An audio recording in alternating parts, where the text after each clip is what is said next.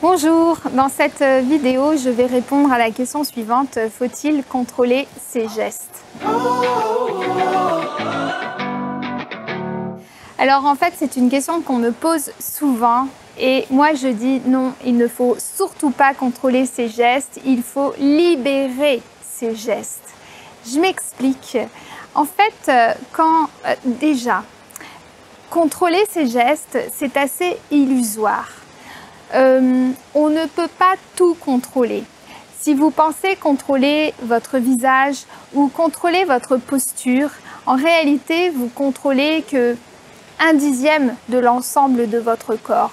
Donc, en réalité, c'est une illusion que de penser qu'on contrôle ses gestes.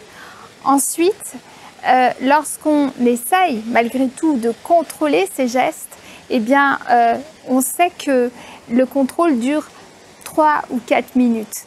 Après, on dit que finalement le naturel revient au galop et donc c'est pas vraiment une bonne idée parce que contrôler ses gestes, ça crée une distorsion dans la communication. Et c'est là où je veux vraiment en venir.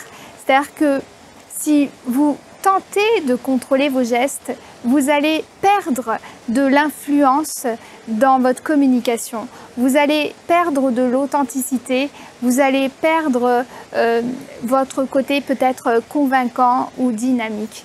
Alors, il faut accepter que parfois vous soyez timide, impressionné, stressé. Il vaut mieux accepter cette situation et puis essayer de trouver des solutions pour contrôler ses émotions, pour gérer au mieux ses émotions et pour que finalement, en gérant vos émotions et votre philosophie, je vais y arriver, votre physiologie, donc vos réactions corporelles, eh bien, vous allez pouvoir finalement avoir une gestuelle plus cohérente, plus convaincante et qui sera plus en harmonie. Voilà, donc non, n'essayez pas de contrôler vos gestes, libérez vos gestes. C'était la vidéo du jour. Je vous donne rendez-vous sur ma chaîne YouTube si vous n'êtes pas abonné.